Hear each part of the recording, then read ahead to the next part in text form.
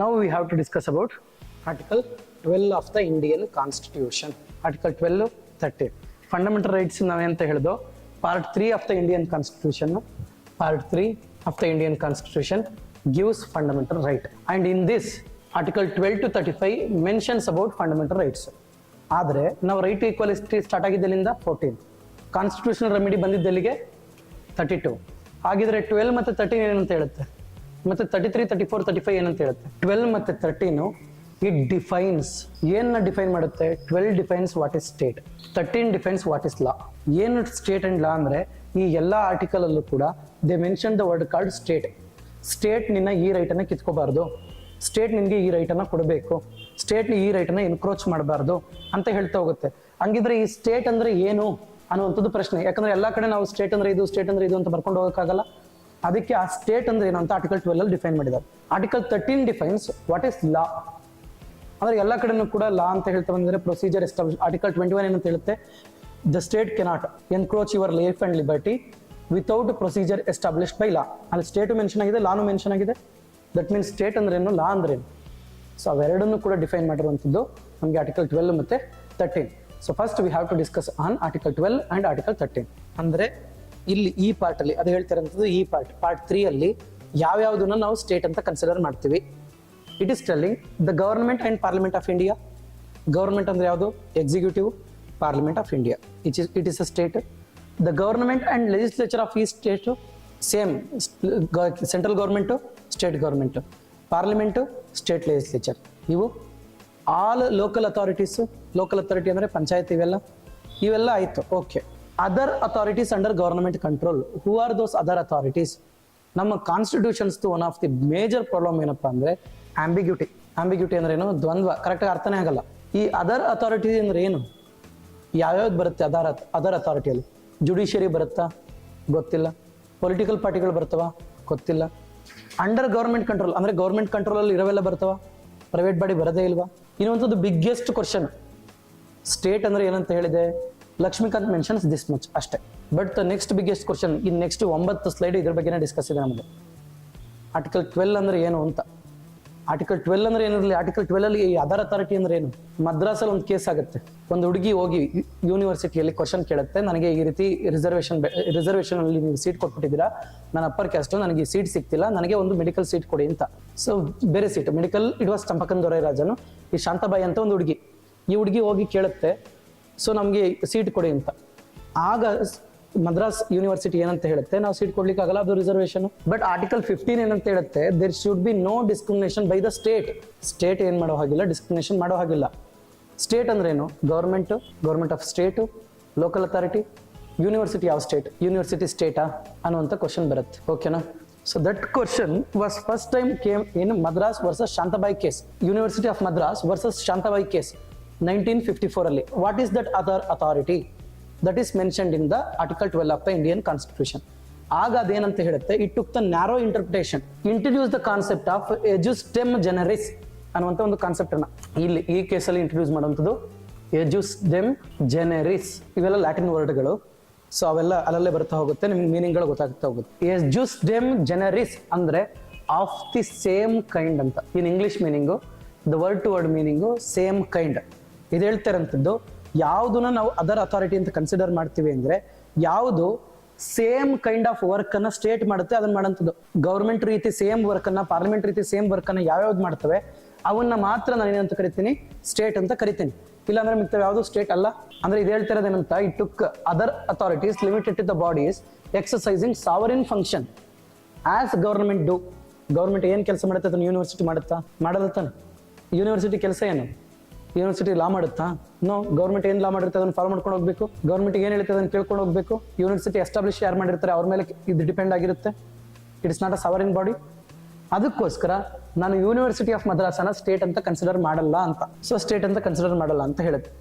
ಈ ಕೇಸು ಮತ್ತೆ ಕ್ವಶನ್ ಬರುತ್ತೆ ಸುಪ್ರೀಂ ಕೋರ್ಟ್ ಅಲ್ಲಿ ಇನ್ 1962 ಅಲ್ಲಿ, the ಉಜ್ಜಂಬಾಯಿ versus state of Uttar Pradesh. ಇಲ್ಲಿ ದೇರ್ ವಾಸ್ ಒನ್ ಬಾಡಿ, ಯಾವುದೋ ಒಂದು ಬಾಡಿ ಏನಿರುತ್ತೆ, ಒಂದು ಲಾ ಅನ್ನು ಇಂಪ್ಲಿಮೆಂಟ್ ಮಾಡ್ತಾ ಇರಬೇಕಾಗತ್ತೆ. ಆ ಲಾ ಅನ್ನು ಇಂಪ್ಲಿಮೆಂಟ್ ಮಾಡ್ತಾ ಇರಬೇಕಾದ್ರೆ ಕೆಲವೊಂದು ಫಂಡಮೆಂಟಲ್ ರೈಟ್ಸ್ ಅನ್ನು ವೈಲೇಟ್ ಮಾಡಿರುತ್ತೆ. ಆಗ ಈ ಉಜ್ಜಂಬಾಯಿ ಅನ್ನುವಂತಹ ಒಬ್ಬ ಲೇಡಿ ಅವ್ರು ಹೋಗಿ ಕೋರ್ಟ್ ಅನ್ನ ಕ್ವಶನ್ ಕೇಳ್ತಾರೆ, ಇಲ್ಲಿರುವಂತ ಒಂದು ಆರ್ಗನೈಸೇಷನ್ ನನ್ನ ರೈಟ್ಸ್ ಅನ್ನ ವೈಲೇಟ್ ಮಾಡ್ತಿದೆ ಅಂತ. ಆಗ ಈ ಆರ್ಗನೈಸೇಷನ್ ಸ್ಟೇಟ್ ಅಂಡರ್ ಅಲ್ಲಿ ಬರುತ್ತಾ ಅಂತ ಕೇಳಿದಾಗ ಸುಪ್ರೀಂ ಕೋರ್ಟ್ ದಿಸ್ ಎಜುಸ್ಡೆಮ್ ಜನರಿಸ್ ಅನ್ನುವಂಥ ಕಾನ್ಸೆಪ್ಟ್ ಅನ್ನ ರಿಜೆಕ್ಟ್ ಮಾಡುತ್ತೆ. ಗವರ್ನಮೆಂಟ್ ಅಂತ ಡಿಸೈಡ್ ಮಾಡ್ಲಿಕ್ಕೆ, ಸ್ಟೇಟ್ ಅಂತ ಡಿಸೈಡ್ ಮಾಡ್ಲಿಕ್ಕೆ ಗೌರ್ಮೆಂಟ್ ರೀತಿನೇ ಕೆಲಸ ಮಾಡಬೇಕು ಅಂತ ಏನಿಲ್ಲ. ಗೌರ್ಮೆಂಟ್ ಎಕ್ಸಾಕ್ಟ್ಲಿ ಏನ್ ಮಾಡುತ್ತೆ ಆ ರೀತಿ ಇಲ್ಲ. ಗೌರ್ಮೆಂಟ್ ಯಾವ್ದಾದ್ರು ಒಂದು ಫಂಕ್ಷನ್ ಮಾಡಿದ್ರು ಸಾಕು ಅಂತ. ಗೌರ್ಮೆಂಟ್ ಕೆಲಸ ಯಾವ್ದಾದ್ರು ಒಂದು ರೂಲ್ ಇಂಪ್ಲಿಮೆಂಟ್ ಮಾಡೋಂಥದ್ದು, ಯಾವ್ದಾದ್ರು ಸಣ್ಣ ಪುಟ್ಟ ಕೆಲಸ ಮಾಡಿದ್ರು ಸಾಕು. ಫಸ್ಟ್ ಕಾನ್ಸೆಪ್ಟ್ ಏನಂತ ಹೇಳ್ತಿದೆ, ಇವೆಲ್ಲ ಸಿಂಪಲ್ ಬೇಸಿಕ್, ಇದೇನ್ ನಮ್ಗೆ ಜಜ್ಮೆಂಟ್ ಬೇಡ. ಫಂಕ್ಷನಲ್ ಕಂಟ್ರೋಲ್ ಇದು ನಮಗೆ ರಾಜಸ್ಥಾನ ಎಲೆಕ್ಟ್ರಿಸಿಟಿ ಬೋರ್ಡ್ ಅಲ್ಲಿ ತುಂಬಾ ಚೆನ್ನಾಗಿ ಬರುತ್ತೆ. ಫಸ್ಟ್ ಈಗ ಸ್ಟೇಟ್ ಅಂದ್ರೆ ಏನು ಅಂತ ಗೊತ್ತಾಯ್ತು ನಮಗೆ. ಸ್ಟೇಟ್ ಅಂದ್ರೆ ಕಾನ್ಸ್ಟಿಟ್ಯೂಷನ್ 3 ಅಥಾರಿಟಿ ಮೆನ್ಷನ್ ಮಾಡಿದೆ.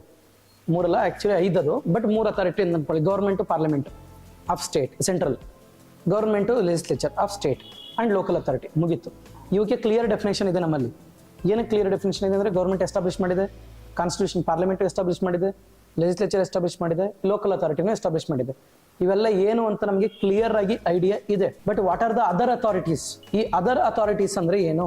ಈ ಅದರ್ ಅಥಾರಿಟೀಸ್ ಇವೆಲ್ಲ ಏನಕ್ಕೆ ಸ್ಟೇಟ್ ಏನಕ್ಕೆ ಬೇಕು ಅಂದ್ರೆ ನನ್ನ ರೈಟ್ ಅನ್ನು ಎನ್ಕ್ರೋಚ್ ಮಾಡೋ ಹಾಗಿಲ್ಲ ನೀನು. ನಂದು ಏನ್ ರೈಟ್ ಇದೆ ಅದನ್ನ ಕಿತ್ಕೊಳ್ಳೋ ಹಾಗಿಲ್ಲ ನೀನು. ಕಿತ್ಕೊಂಡ್ರೆ ತಪ್ಪು. ಕಿತ್ಕೊಂಡ್ರೆ ನಾನು ಎಲ್ಲಿಗೆ ಹೋಗ್ಬೋದು? ಸುಪ್ರೀಂ ಕೋರ್ಟ್ಗೆ ಹೋಗ್ಬೋದು, ಆರ್ಟಿಕಲ್ 32 ಅಂಡರಲ್ಲಿ. ಸೊ ಅದಕ್ಕೋಸ್ಕರ ಏನ್ ಮಾಡ್ತಾ ಬಂತು, ಈ ಸ್ಟೇಟ್ ಅನ್ನೋದು ಕ್ಲಿಯರ್ ಆಗಿ ಡಿಫೈನ್ ಆಗ್ಬೇಕಲ್ಲ.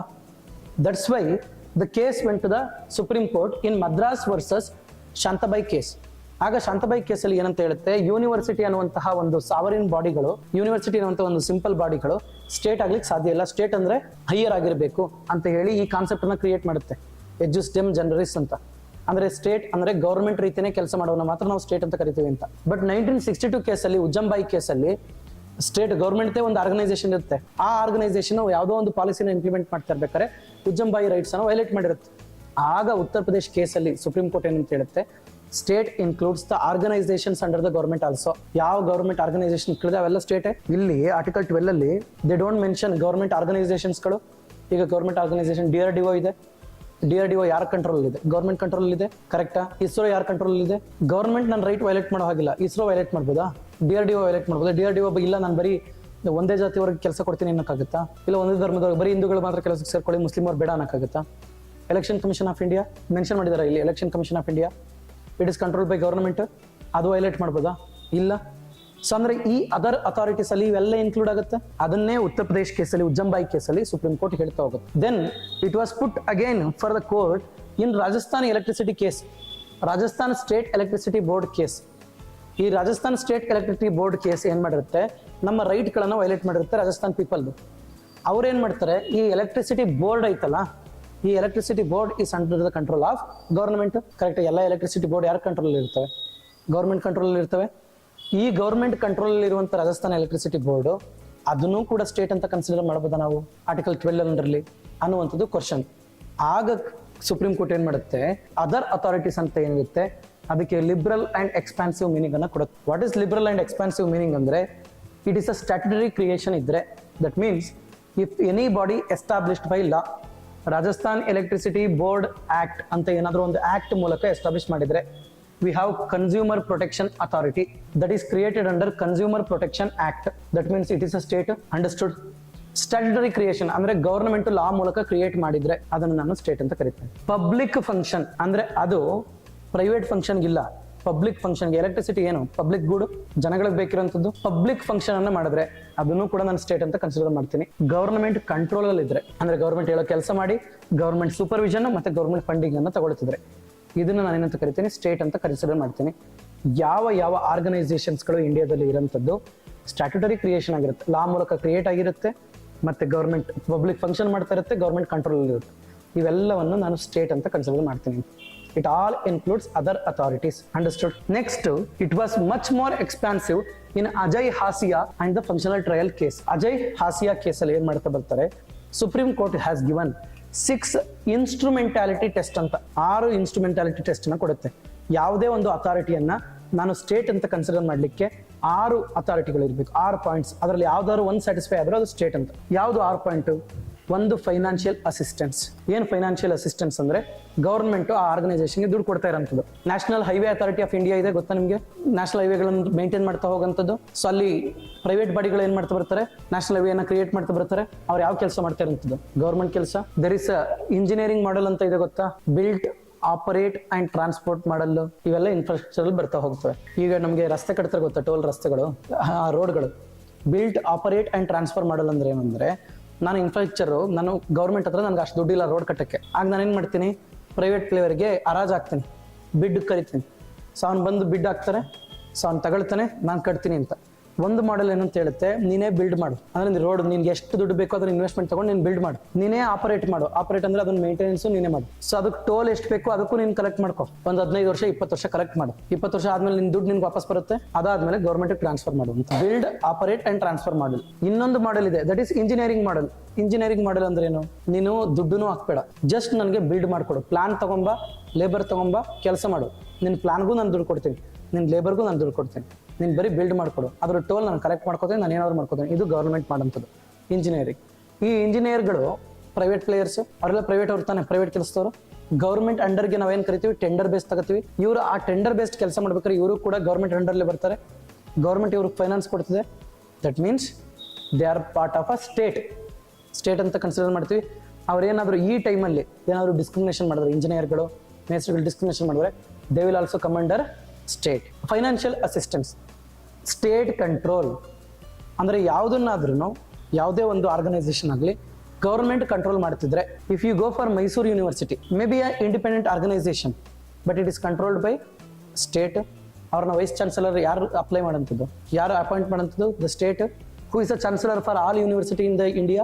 ಎಲ್ಲ ಯೂನಿವರ್ಸಿಟಿಗಳಿಗೆ, ಗೌರ್ಮೆಂಟ್ ಯೂನಿವರ್ಸಿಟಿಗಳಿಗೆ ಚಾನ್ಸಲರ್ ಯಾರು, governor is the chancellor of the universities.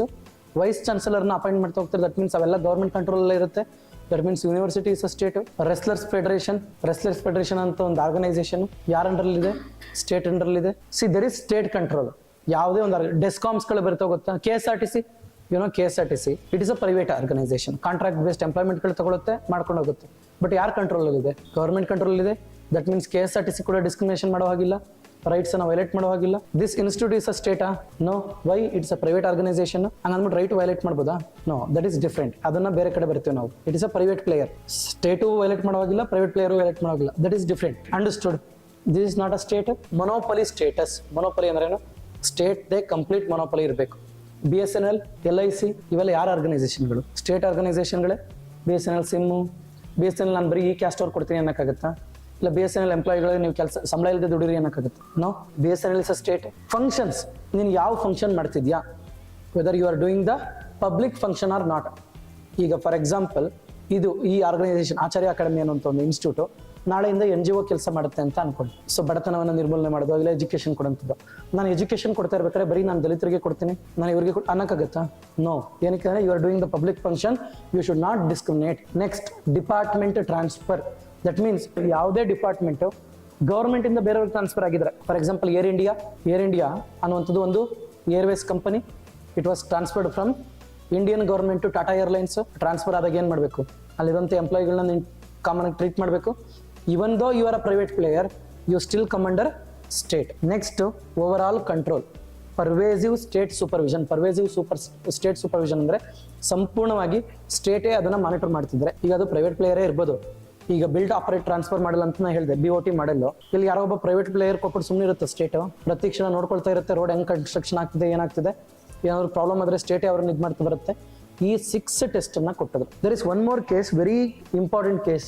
C, corporation and companies when they become ಇದು ಅಂದ್ರೆ ದೇ ಸೇಮ್ 6 ಸ್ಟ್ಯಾಟ್ಯೂಟರಿ ಕಾರ್ಪೊರೇಷನ್ಸ್ಗಳು. ಸ್ಟ್ಯಾಟ್ಯೂಟರಿ ಅಂದ್ರೆ ಏನು, ಲಾ ಮೂಲಕ ಕ್ರಿಯೇಟ್ ಮಾಡಿರುವಂಥದ್ದು. LIC, ONGC, oil and natural gas corporation, railway, ಇವೆಲ್ಲ ಏನು, ಇವೆಲ್ಲ ಸ್ಟೇಟೇ. ಏನಕ್ಕೆ ಅಂದ್ರೆ ಗೌರ್ಮೆಂಟ್ ಅಂಡರ್ಲೇ ಇರೋಂಥದ್ದು ಇವೆಲ್ಲ. ನೆಕ್ಸ್ಟ್, ಗೌರ್ಮೆಂಟ್ ಕಂಪನಿಗಳು. ಯಾವ ಕಂಪನಿಯಲ್ಲಿ ಗೌರ್ಮೆಂಟ್ 51% ಜಾಸ್ತಿ ಶೇರ್ ಇರುತ್ತೆ ಅದನ್ನೆಲ್ಲ ನಾವೇನಂತ ಕರಿತೀವಿ, ಸ್ಟೇಟ್ ಅಂತ ಕರಿತೀವಿ. ಅಂಡ್ ಪ್ರೈವೇಟ್ ಕಂಪನೀಸ್ ಯಾವಾಗ ಅವು degree of the functional control and public duty, ಎಷ್ಟು ಕಂಟ್ರೋಲ್ ಗೌರ್ಮೆಂಟ್ ಮಾಡ್ತಿದೆ ಮತ್ತೆ ಎಷ್ಟು ಅವರು ಪಬ್ಲಿಕ್ ಫಂಕ್ಷನ್ ಮಾಡ್ತಾರೆ, ಅದ್ರ ಬೇಸ್ ಮೇಲೆ ಡಿಸೈಡ್ ಮಾಡ್ತಾ ಹೋಗುತ್ತೆ. Case by case the court will decide about the private company. Now the question emerges about BCCI. BCCI full form ಏನು? BCCI ಗೊತ್ತು ಒಟ್ಟಿನಲ್ಲಿ, ಕರೆಕ್ಟ್. IPL ಇವನ್ನೆಲ್ಲ ಕಂಡಕ್ಟ್ ಮಾಡೋಂಥದ್ದು ಗೌರ್ಮೆಂಟ್ ಬಾಡಿನ? ಅದು ಇಲ್ಲ, ಗೌರ್ಮೆಂಟ್ ಬಾಡಿ ಅಂತೂ ಅಲ್ಲ, it's a private body. Government ಕೆಲಸ ಮಾಡುತ್ತಾ? ಅದು ಗೌರ್ಮೆಂಟ್ ಕೆಲಸ ಮಾಡಲ್ಲ. ಗೌರ್ಮೆಂಟ್ ಇಂದ ಕಂಟ್ರೋಲ್ ಆಗುತ್ತಾ? ಗೌರ್ಮೆಂಟ್ ಏನು ಕಂಟ್ರೋಲ್ ಮಾಡಿರೋಂಥ ಇತಿಹಾಸವೂ ಇಲ್ಲ. ಹಂಗಿದ್ದಾಗ ಅದನ್ನ ಸ್ಟೇಟ್ ಅಂತ ಕನ್ಸಿಡರ್ ಮಾಡ್ತೀವ, ಮಾಡಲ್ವಾ? It is not a state. That was the question. See, Zee telefilms versus union of India ಕೇಸಲ್ಲಿ telefilms the BCCI was challenge as state under article 12. The supreme court 4:1 ಮೆಜಾರಿಟಿಯಲ್ಲಿ ಏನಂತ ಹೇಳ್ತು, the BCCI is not a state ಅಂತ. Despite its monopolistic position in cricket. Cricket ಅನ್ನು ಸಂಪೂರ್ಣವಾಗಿ control ಮಾಡ್ತಾ ಇರೋದು ಇಂಡಿಯಾದಲ್ಲಿ ಯಾವುದು? BCCI. Indian cricket champions trophy ಆಡ್ಬೇಕಾದ್ರೆ BCCI ಸೆಲೆಕ್ಟ್ ಮಾಡ್ತಾ ಹೋಗುತ್ತೆ. ವರ್ಲ್ಡ್ ಕಪ್ ಆಡ್ಬೇಕಾದ್ರೆ BCCI. It is not only restricted to Ranji trophy, ಇದೆಲ್ಲ IPL ಇವಕ್ಕಲ್ಲ. ಇಂಟರ್ನ್ಯಾಷನಲ್ ಕ್ರಿಕೆಟ್ ಯಾರು ರೆಪ್ರೆಸೆಂಟ್ ಮಾಡ್ತಾರೆ ಅಂತದ್ದು ಇಟ್ಸ್ BCCI, ಕರೆಕ್ಟಾ? ಅಂಡ್ IPL ಏನೇನು ಲಾಭ ಆಗುತ್ತೆ ಅದನ್ನೆಲ್ಲ ಮಾಡ್ಕೊಳ್ಳೋದು ಯಾರು? BCCI. ಕಚ್ಚಾಡೋದು ಯಾರು? ನಾವು. ಸೊ ನಮ್ದು RCB CSK ಕಚ್ಚಾಡೋದು ನಾವು. ಲಾಭ ಯಾರಿಗಾಗುತ್ತೆ? ಒಂದು ಅಡ್ವರ್ಟೈಸ್ಮೆಂಟ್ ಕವರ್ ಮಾಡ್ತಾರೆ. BCCI ಹತ್ರ ಯಾವ ಲೆವೆಲ್ ದುಡ್ಡಿದೆ ಅಂದ್ರೆ ಡಾಟ್ ಬಾಲ್ಗೆ 18 ಗಿಡಗಳು ನೆಟ್ಟಿಸ್ತಾರೆ. ಈಗ 19 ಗಿಡಗಳು ಒಂದೊಂದು ಡಾಟ್ ಬಾಲ್ಗೆ, ಆ ಲೆವೆಲ್ ದುಡ್ಡಿದೆ ಅವ್ರ ಹತ್ರ. So one of the richest organisation, cricket organisation in the entire world, that is BCCI. And it's a private body. ಯಾರನ್ನ ಬೇಕಾದ್ರೂ ಆಯ್ಕೆ ಮಾಡ್ಕೊಳ್ಳುತ್ತೆ, ಯಾರನ್ನ ಬೇಕಾದ್ರೂ ಕ್ರಿಕೆಟ್ ಕಳಿಸುತ್ತೆ, ದುಡ್ಡು ಮಾಡ್ಕೊಳ್ಳುತ್ತೆ. ನಾವು ಕಚ್ಚಾಡ್ಕೊಂಡು ಸಾಯಂತವ್ರು ಜನ ಸ್ಟಾಂಪಿಡ್ ಆಗಿ ಸಾಯ್ತಾರೆ ಅಂದ್ರೆ ಕ್ರಿಕೆಟ್ಗೋಸ್ಕರ. ಸೊ ಏನಂತ ಹೇಳ್ತಾರೆ judgement? It is not created by state. Correct. 6 test instrumental test ಹೇಳಿದ್ವು ನಾವು. ಅಂದ್ರೆ ಸ್ಟೇಟ್ ಇಂದ ಕ್ರಿಯೇಟ್ ಆಗಿರ್ಬೇಕು, ಸ್ಟೇಟ್ ಫಂಕ್ಷನ್ ಮಾಡಬೇಕು, ಸ್ಟೇಟ್ ಇಂದ ಪರ್ವೇಸಿವ್ ಕಂಟ್ರೋಲ್ ಆಗಿರ್ಬೇಕು, ಸ್ಟೇಟ್ ಓನರ್ಶಿಪ್ ಇರಬೇಕು, ಪಬ್ಲಿಕ್ ಫಂಕ್ಷನ್ ಅನ್ನು ಮಾಡಬೇಕು. ಈ ರೀತಿ ಒಂದು 6 ಫ್ಯಾಕ್ಟರ್ನ ಹೇಳಿದು. It is not created by state. It is no substantial government funding. ಇಲ್ಲಿ ಗೌರ್ಮೆಂಟ್ ಯಾರು ಇವರೇ ಕೊಡ್ತಾರೆ ಫಂಡ್ ಗೌರ್ಮೆಂಟ್ಗೆ. ಗೌರ್ಮೆಂಟ್ ಇಲ್ಲಿ ಫಂಡ್ ಕೊಡ್ತಿದ್ಯಾ?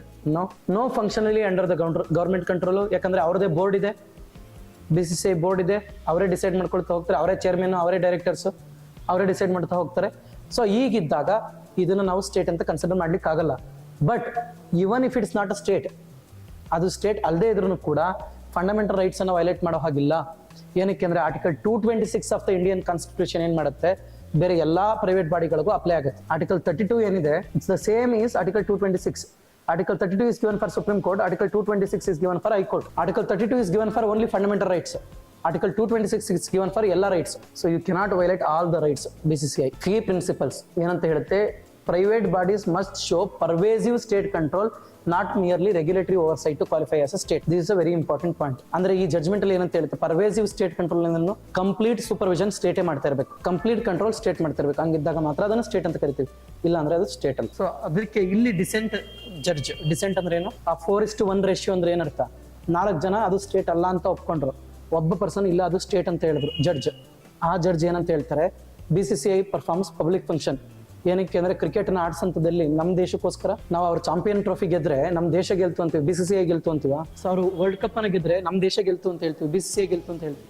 ಹಂಗಿದ್ದಾಗ ಅದನ್ನ ಸ್ಟೇಟ್ ಅಂತ ಗುರುತಿಸಬೇಕು. ಏನಕ್ಕೆ ಗುರುತಿಸ್ತಿಲ್ಲ ನೀವು ಅಂತ? That is justice Sinha says. These are the judgements about article 12. Okay, see this question. A university established under the state act receiving 40% government grants with government nominees on its board, ಅದನ್ನ ನಾವು state ಅಂತ ಕರಿತೀವ? A university established by state act, ಅದೇ ಸಾಕು. ಯಾಕಂದ್ರೆ statutory establishment, ಅದು ಸ್ಟೇಟಾ ಅಲ್ವಾ? It's a state. A regulated bank, a private bank licensed by RBI. Licence ಎಲ್ಲ ಬ್ಯಾಂಕ್ಗಳಿಗೂ RBIನೇ ಲೈಸೆನ್ಸ್ ಕೊಡಬೇಕು, subject to banking regulations, but with no government share holding. Government share holding ಇಲ್ಲ. ಆದ್ರೂ ಇದನ್ನ ಸ್ಟೇಟ್ ಅಂತ ಕರಿಬೋದಾ? ಕರಿಯಂಗಿಲ್ವಾ? ಕರಿಬಹುದು. ಒಂದು ಓಟು ಕರಿಬಹುದು ಅನ್ನೋರು ಯಾರ್ಯಾರು ಇದ್ದೀರಿ? ಪ್ರೈವೇಟ್ ಬ್ಯಾಂಕ್, ಗವರ್ಮೆಂಟ್ ಕಂಟ್ರೋಲ್ ಅಲ್ಲಿ ಇಲ್ಲ. Understood? Licence by RBI licence, ಎಲ್ಲ ಬ್ಯಾಂಕು RBI ಲೈಸೆನ್ಸ್ ಕೊಡೋದು. Subject to banking regulation act ಇದೆ, ಬ್ಯಾಂಕ್ ನ ಯಾವ ರೀತಿ ರೆಗ್ಯುಲೇಟ್ ಮಾಡಬೇಕು ಮಾಡುತ್ತೆ. With no government share holding, government ಅಂತೂ ₹1 ಶೇರ್ ಹೋಲ್ಡಿಂಗ್ ಇಲ್ಲ. ಸ್ಟೇಟ್ ಅಂತ ಕರಿಬೋದಾ? ನೋ ಅನ್ನೋರು ಯಾರು ಇದ್ದೀರಿ? 1 2 3 4 5 ನೀವು ಕರಿಬೋದು ಅಂತನಾ? ಏನಕ್ಕೆ ಕರಿಬೋದು? ಎಲ್ಲ ಬ್ಯಾಂಕ್ಗಳಿಗೂ RBIನೇ ಕೊಡ್ಬೇಕಲ್ಲ. It is not established by statute, government law ಅಲ್ಲ. ಬಟ್ ಇದಿದೆ, what it functions public functions. ಜನಗಳಿಗೆ ಲೋನ್ ಕೊಡುತ್ತಾನೆ ಮಾಡೋದಿದು. ಪಬ್ಲಿಕ್ ಫಂಕ್ಷನ್ ಅಂದ್ರೆ ಇನ್ನೇನು? It comes under state. Next, a sports federation same as BCCI. A sports federation recognised by government. BCCI is recognised by government. Receiving grants ಅಂದ್ರೆ ಮುಗಿತು. And managing national teams. Apply the Ajay Hasia test. Grants ಅನ್ನ receive ಮಾಡ್ತಿದ್ರೆ state ಆಗುತ್ತೆ. BCCI is not receiving the grants, that's why it is not a state. But it is receiving the grants means it is a state ಆಗುತ್ತೆ. an NGO implementing government schemes ಮುಗಿತು. ಇಲ್ಲಿಗೆ it's a state ಅಂತ. So anything government control ಅಲ್ಲಿ ಇರಲಿ, government functions ಅನ್ನ ಮಾಡಲಿ, public functions ಅನ್ನ ಮಾಡಲಿ, ಗವರ್ಮೆಂಟ್ ಇಂದ ಗ್ರಾಂಟ್ಸ್ ಅನ್ನ ತಗೊಳ್ಳಿ, ಗವರ್ಮೆಂಟ್ ಫಂಡ್ಸ್ ಅನ್ನ ತಗೊಳ್ಳಿ, that is a state. Understood? This is what we have discuss. Okay, so ಏನೇನು? Rajasthan electricity board, statutory, public function, control test. Ajay Hasia case 6 factor instrumentality test ಅನ್ನು ಕೊಡುತ್ತೆ. Next RD Shetty, that is ಬೇಡ ನಮಗೆ. Zee telefilms case, it has given negative finding. Article 226 apply ಆಗ್ತಾ ಹೋಗುತ್ತದೆ. This is state. Understood?